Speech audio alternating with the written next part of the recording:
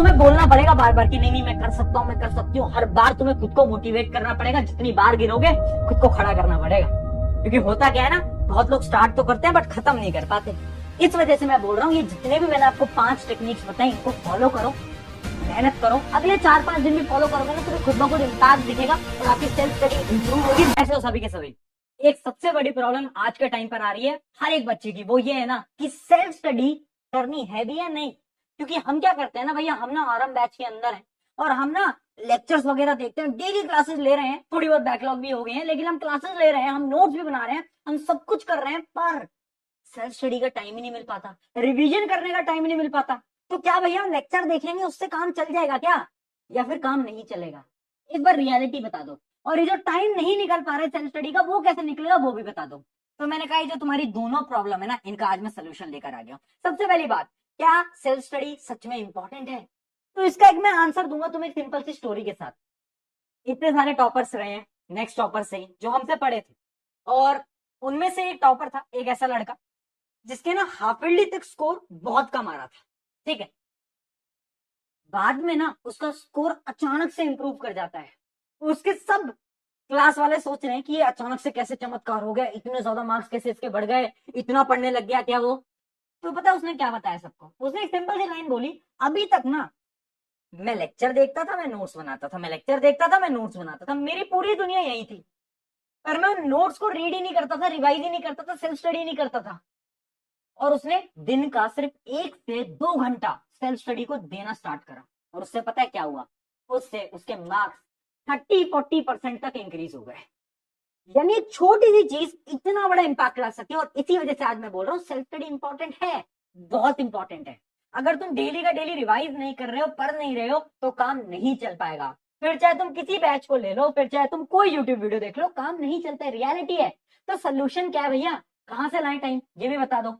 हमारा पूरा का पूरा दिन चल रहा है, हम आपको बताते हैं भैया कि होता क्या है ना, हमारा इतना सारा समय नींद भी तो लेनी जरूरी रहती है। फिर उसके बाद भैया क्या होता है ना, स्कूल वगैरह में टाइम चला जाता है। फिर उसके बाद क्या होता है, ट्यूशन वगैरह में टाइम चला जाता है। और भी भैया बहुत सारी अदर एक्टिविटीज है, उसमें 4 घंटे चले गए। अब क्या हुआ, 24 घंटे खत्म। अब ये बताओ सेल्फ स्टडी कहाँ से लाए? क्या स्लीप को कम कर दें क्या 4 घंटे सोना स्टार्ट कर दूंगा? मैंने कहा नहीं नहीं, ये गलती तो बिल्कुल नहीं करनी। तो फिर क्या सोल्यूशन है? कुछ स्टेप्स, कुछ गलतियां जो कि तुम कर रहे हो उसको पकड़ो और वहां से टाइम निकालो। क्या गलती है समझाता हूँ बेटा, एक एक करके देखो। सबसे पहली गलती है यूटिलाइज स्कूल टाइमिंग।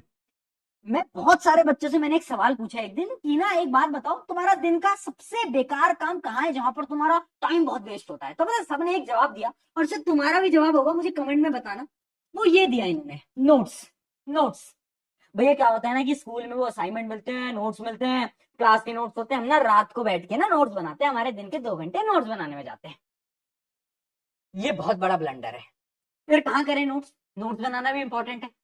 यार ये जो स्कूल का टाइम तुम्हें दिख रहा है ना, इतनी बार होता है कि स्कूल के अंदर तुम्हें फ्री पीरियड मिलता है, जब तुम बगल में दोस्तों से बात करते हो कि क्या चल रहा है क्या नहीं चल रहा है ना? इतने सारे फ्री पीरियड मिलते हैं, लाइब्रेरी का पीरियड, बहुत सारी चीजें होती है स्कूल के अंदर। जब तुम पढ़ाई नहीं कर रहे हो तो तुम्हें पता है, दोस्तों से बातचीत करने में लगे हुए, उस समय पर दिमाग मत लगाओ। मैं नहीं कह रहा पढ़ाई करो, मत करो पढ़ाई, मैं कह रहा हूँ नोट्स बना लो। नोट्स बनाने में तो टाइम नहीं लगता ना, होमवर्क करने में टाइम तो नहीं लगता, उसमें तो दिमाग नहीं लगता, उसमें तो तुम बगल से बात करते रहो, नोट्स लिखते जाओ, उससे तो कोई फर्क नहीं पड़ता ना। तो यानी अपने स्कूल के टाइम को यूटिलाइज करो, उस समय पर नोट्स बनाओ, वेरी इंपॉर्टेंट। अगर ये तुम कर लोगे ना तो आधी समस्या, आधी प्रॉब्लम तुम्हारी यहाँ पर ta-ta bye bye good bye खत्म हो जाएगी। अब बढ़ते हैं अगले पॉइंट की तरफ। अगला पॉइंट क्या है? Make a priority time table. गलती हम क्या कर रहे हैं ना, हम ना प्रायोरिटीज नहीं लिख रहे हैं दिन की। हमारी पहली प्रायोरिटी क्या होती है दिन की, कि भैया नोट्स बनाने हैं। ये है पहली प्रायोरिटी, ये नहीं है पहली priority. First priority should be self study, ये है पहली प्रायोरिटी। एक ऑर्डर वाइज टाइम टेबल बनाओ। आज के समय पर मैं भी काम कैसे करता हूं, मैं तुम्हें बहुत अच्छा हैक बताता हूँ। एक पेपर लो, रात को सोने से पहले अगले दिन के टारगेट्स लिखो, वो भी प्रायोरिटी में, कि अच्छा सबसे इंपॉर्टेंट क्या है। सबसे इंपॉर्टेंट मेरे लिए सेल्फ स्टडी है, उसके बाद लेक्चर्स वगैरह भी देखने हैं, उसके बाद ये होमवर्क भी करना है, असाइनमेंट भी करना है, यहाँ भी जाना है, वहां भी जाना है। 5-6 प्रायोरिटी बना लिए।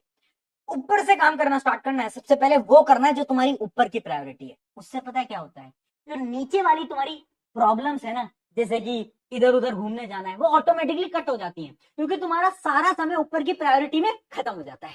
अब तुम उल्टी प्रायोरिटी बनाते हो, ऊपर नोट्स लिखते हो, तो तुमने नोट्स बनाया, उसमें टाइम गया, ये करा वो करा, अब तुम्हारा सारा टाइम तो ऊपर वाली प्रायोरिटी में चला गया। जो सेल्फ स्टडी सबसे नीचे थी वो कभी कर ही नहीं पाते। तो एक तो इसको फॉलो करना है। आपसे अगले पॉइंट की तरफ बढ़ते हैं। अगला पॉइंट है note down your distraction, very important. Time मिलेगा कैसे? जब तुम अपने डिस्ट्रैक्शन को समझोगे, देखोगे।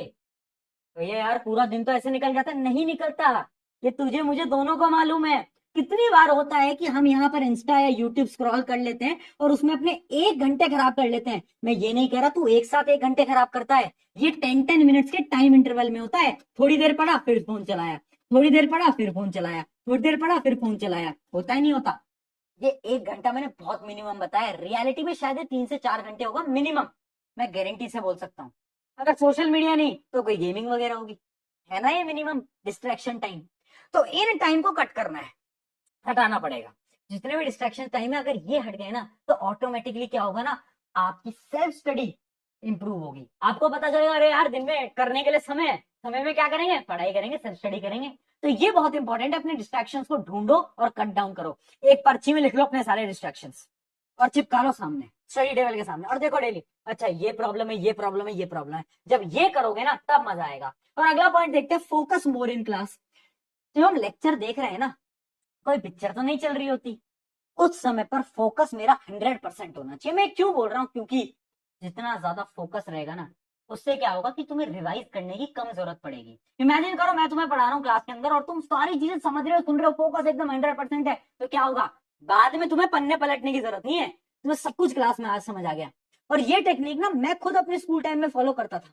मुझे एक चीज रियलाइज हुई कि हम कितना ज्यादा समय स्कूल या ट्यूशन के अंदर फोकस ना करके खराब करते हैं। अगर हम फोकस कर लेंगे ना तो हमारे रिवीजन वाली दिक्कतें खत्म हो जाएंगी, क्वेश्चन प्रैक्टिस की दिक्कत खत्म हो जाएगी। अगर आपने फोकस से सुना तो वेरी इंपॉर्टेंट, फोकस करना आज से स्टार्ट कर लो। और लास्ट और फाइनल टेक्निक जो कि है टाइम ब्लॉकिंग मेथड। डेली अपना टाइम ब्लॉक कर लो। जैसे मैंने अभी बताया ना, प्रायोरिटी क्या है, 1 से 2 घंटे, बस मैं 1 से 2 घंटे मान रहा हूं, इससे ज्यादा तो मैं तुमसे मांग भी नहीं रहा यार। 1 से 2 घंटे ब्लॉक कर लो टाइम, लिख लिया ऊपर कि ठीक है 1 से 2 घंटे डेली सेल्फ स्टडी करेंगे, बाकी काम बाद में। पहला काम क्या है, सेल्फ स्टडी। पहला काम क्या है, सेल्फ स्टडी। पहला काम क्या है, सेल्फ स्टडी। बाकी काम छोड़ो, ठीक है। जब वो काम खत्म हो उसके बाद होमवर्क, असाइनमेंट, नोट मेकिंग। अब पता है सारी चीजें सुनने में तो आसान लग रही हैं बट करने में आसान नहीं होंगी। खुद को तुम्हें बोलना पड़ेगा बार बार कि नहीं नहीं मैं कर सकता हूँ, मैं कर सकती हूँ। हर बार तुम्हें खुद को मोटिवेट करना पड़ेगा, जितनी बार गिरोगे खुद को खड़ा करना पड़ेगा। क्योंकि होता क्या है ना, बहुत लोग स्टार्ट तो करते हैं बट खत्म नहीं कर पाते। इस वजह से मैं बोल रहा हूँ ये जितने भी मैंने आपको 5 टेक्निक्स बताए इनको फॉलो करो, मेहनत करो। अगले 4-5 दिन भी फॉलो करोगे ना तुम्हें खुद का खुद इम्पैक्ट दिखेगा और आपकी सेल्फ स्टडी इंप्रूव होगी, मार्क्स ऑटोमेटिकली इंप्रूव होंगे यार। अगर सेल्फ स्टडी हो गई तो मार्क्स भी आ जाएंगे, ठीक है। तो जाओ अप्लाई करो।